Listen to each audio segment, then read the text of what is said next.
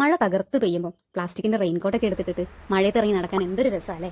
അങ്ങനെ കോട്ട് എടുത്തിട്ട് അച്ഛനും അമ്മയ്ക്കും ടാറ്റ ബൈ ബൈ കൊടുത്തിട്ട് ഞാനും കീർത്തിയും പുറത്തേക്ക് ഇറങ്ങി. ആ നീല കോട്ടിട്ട് പുറകിൽ ഓടി വരുന്ന ആളാട്ടോ കീർത്തി, എന്റെ ബെസ്റ്റ് ഫ്രണ്ട്.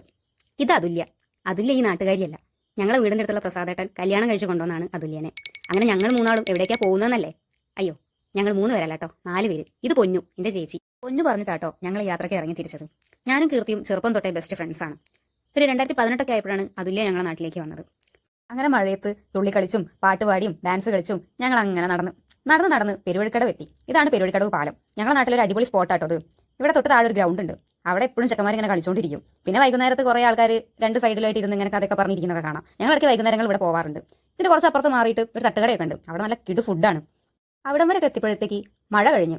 റെയിൻകോട്ട് ഒരു കൈ പിടിച്ചിട്ട് ഞങ്ങൾ നടക്കാൻ തുടങ്ങി. എങ്ങോട്ടേക്കാ പോകുന്നതെന്ന് അറിയണ്ടേ? സങ്കേതം. ഞങ്ങളുടെ വീട്ടിൽ നിന്ന് സങ്കേതത്തിലേക്ക് 5 കിലോമീറ്റർ ദൂരമുണ്ട്. വണ്ടിയിൽ പോവുകയാണെങ്കിൽ ഒരു 10 മിനിറ്റ്. പക്ഷെ നടക്കാനാണെങ്കിൽ ഒരു 1.5 മണിക്കൂർ നടക്കാനുണ്ട്. ഞങ്ങൾക്ക് 4 പേർക്കും കൂടി ഒരൊറ്റ 2 വീലർ ഉള്ളത്. അതിലെന്തായാലും പോകാൻ കഴിയില്ലല്ലോ. അങ്ങനെ ഞങ്ങൾ നടക്കാൻ തീരുമാനിച്ചു. പക്ഷെ മഴ മാറി വെയിൽ വന്നപ്പോഴത്തേക്ക് ഞങ്ങൾ കുഴങ്ങി. അവിടെയുള്ള ഒരു ബസ് സ്റ്റോപ്പ് കയറി 5 മിനിറ്റ് നന്നായിട്ട് റെസ്റ്റ് എടുത്തതിന് ശേഷമാണ് വീണ്ടും നടക്കാൻ തുടങ്ങിയത്. അങ്ങനെ നടന്ന് ലാസ്റ്റ് സങ്കേതത്തി.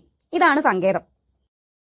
4 ദിവസം മുന്നേ വരെ ഈ കാണുന്ന റോട്ടിലും പാടത്തും ഒക്കെ വെള്ളമായിരുന്നു. തോടും പാടവും പുഴയൊക്കെ ഒന്നായിട്ടുള്ള ഒരു അവസ്ഥയായിരുന്നു ഇവിടെ. എന്ത് ഭംഗിയായിട്ടല്ലേ ഈ ഏട്ടന്മാര് വെള്ളത്തിലേക്ക് ചാടുന്നത്.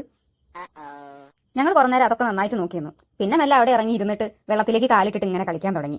ഇറങ്ങണമെന്നൊന്നും ആഗ്രഹം ഉണ്ടായിരുന്നില്ല. പക്ഷെ പൊന്നൂന് ഭയങ്കര ആഗ്രഹമായിരുന്നു ഇറങ്ങാനും നീന്താനും ഒക്കെ. അങ്ങനെ ഓളോളം ആഗ്രഹം പോലെ തന്നെ ഒരൊറ്റ ചാട്ടം. ചാടി കഴിഞ്ഞ് ഫുള്ള് കോമഡി ആയിരുന്നു. ഒടുക്കത്തെ ഒഴുക്കാട്ടോ. ആ കൈ വിട്ട് കഴിഞ്ഞാൽ അപ്പോൾ പൊന്നു ഒഴുകി പോകുന്നുള്ള അവസ്ഥയായിരുന്നു. അത്രയ്ക്ക് നല്ല ഒഴുക്കാം. ഫുള്ള് ചിരിയായിരുന്നു ഞങ്ങള്. എന്താ വെച്ചാൽ ചേച്ചിക്ക് ഭയങ്കര പേടി. അടിയിൽ വല്ല പെരുമ്പാമ്പോ വല്ല വണ്ടിയോ പാമ്പോ അങ്ങനെ എന്തെങ്കിലും ഉണ്ടാവുമോ എന്നുള്ളത്. എന്നിട്ട് പേടിച്ചിരിക്കുകയാണ്. ഞങ്ങൾ കുറേ കളിയാക്കി ചിരിക്കുന്നു. പൊന്നോ പേടിച്ച ചിരിക്കുന്നത്. ആ ചിരി കണ്ടിട്ടാണ് ഞങ്ങൾ ചിരിക്കുന്നത്. അങ്ങനെ ഫുള്ള് അവിടെ ഒരു അട്ടഹാസം. അവിടെ ആൾക്കാർക്ക് വിചാരിച്ചിട്ടുണ്ടോ ഇവരെന്ത് കോപ്രായി കാണിക്കുന്നതെന്ന്.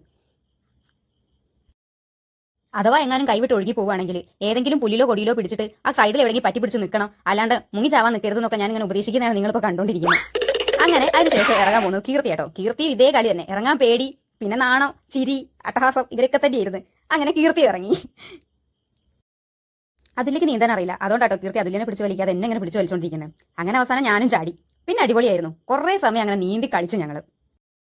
ഇടയ്ക്ക് പേടി തോന്നിയപ്പോൾ ഞങ്ങൾ ഏട്ടനോട് ചോദിച്ചു ഇതിന്റെ അവസാനം വല്ല പുഴ എങ്ങാനാണോന്ന്. അപ്പോൾ ഒരു പറഞ്ഞു പേടിക്കൊന്നും വേണ്ട, വയലാണ്, ഒഴുകി പോകുന്നില്ലാന്ന്. അങ്ങനെ ആ ധൈര്യത്തിൽ കുറേ കളിച്ചിട്ടോ. ചെറിയ മക്കൾ വരെ അവിടെ നീന്തുന്നുണ്ടായിരുന്നു. ചെറിയ മക്കൾ, ഞങ്ങളുടെ പ്രായത്തിലുള്ള കുറേ പെൺകുട്ടികൾ, പിന്നെ വയസ്സായിട്ടുള്ള ആൾക്കാർ, അങ്ങനെ എല്ലാവരും ഉണ്ടായിരുന്നു കേട്ടോ അവിടെ. നല്ല അടിപൊളി സ്ഥലം. ഞങ്ങൾക്ക് ഒരുപാട് ഇഷ്ടമായി അവിടെ.